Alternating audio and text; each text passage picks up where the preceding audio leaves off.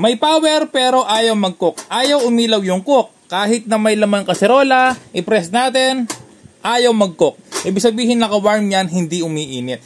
Paano gagawin na walang gamit na tester? Ayusin po natin yan. Bago yon, kapag nahihilaw yung kanin, yan plug ko muna.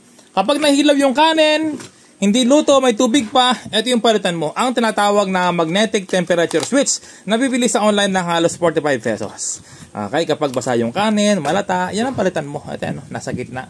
Okay, so bago yon, buksan na natin. Walang catch yung video, mga repairman, no? So may power to, ibig sabihin, okay yung thermal fuse. Okay?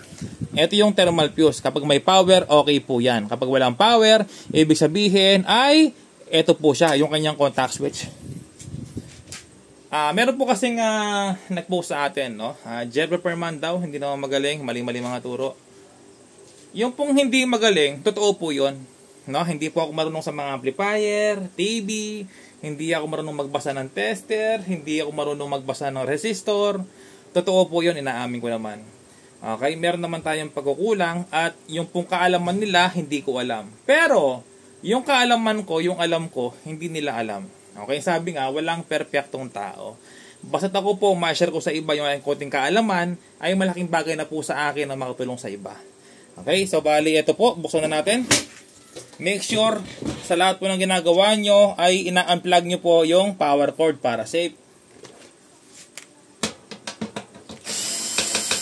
Ayan, mga repairman, no? So, nabuksan na to. Mayroon ng ibang gumalaw.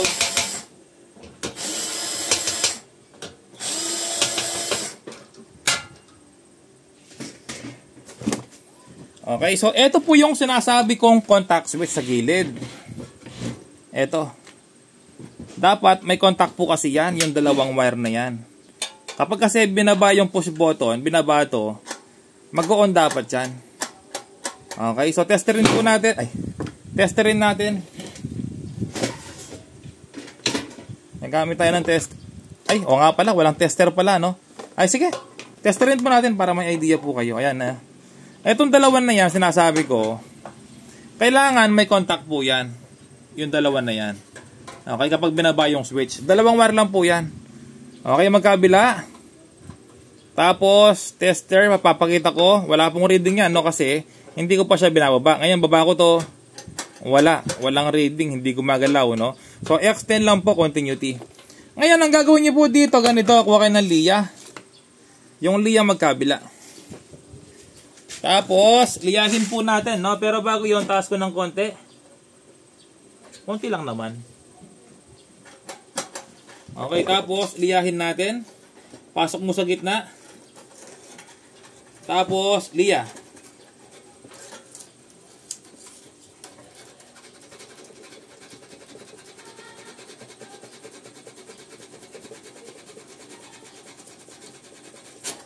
Yon. Okay, tapos, testerin natin ulit kung meron ng contact.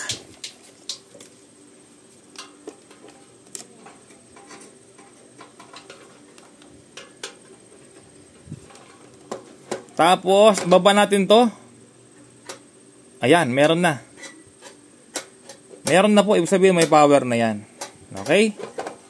Tapos, ito po yung sinasabi ko na magpalit kayo ng magnetic temperature switch. Ayan, no? Alasin niyo po dito yan, tanggalin nyo, lagay ng bago. Dahil hindi na po accurate yung kanyang magnetic. May magnet po kasi yan, yung mga magnetic temperature switch. Ito, may magnet po kasi yan. Kapag kasi makalawang na sa loob, hindi na po accurate. Ayan, no? May magnet sa loob yan. Kapag nahilaw yung kanin, laging basa, malata, ganun po gawin ninyo. Tapos, ito po yung sinasabi ko kanina, na thermal fuse. Okay, pero buo naman thermal fuse yan kasi may power naman siya. Meron naman siyang warm. Kapag may warm, sabihin buo yung thermal fuse, may power. Okay? So, subukan na po natin. Mamaya ko na sarado.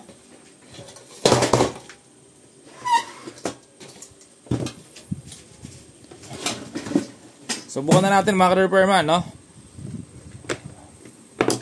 I-plug ko na sa outlet. Ayan, talagang may power yan, may warm. Ngayon, ito yung example na may kaserola. Kasi dinidiin niya po dito yan kapag may kaserola. Ayan, so ngayon, baba na natin. Dapat mag-cook na yan. Ayan, mga ka-repairman, meron na, oh. Ayan, ayan, oh. May power na, isa pa. Baba ko. Hindi siya gano'n nadidiin, eh. Ayan. Ayan, oh, mga ka-repairman. Okay na. Okay na.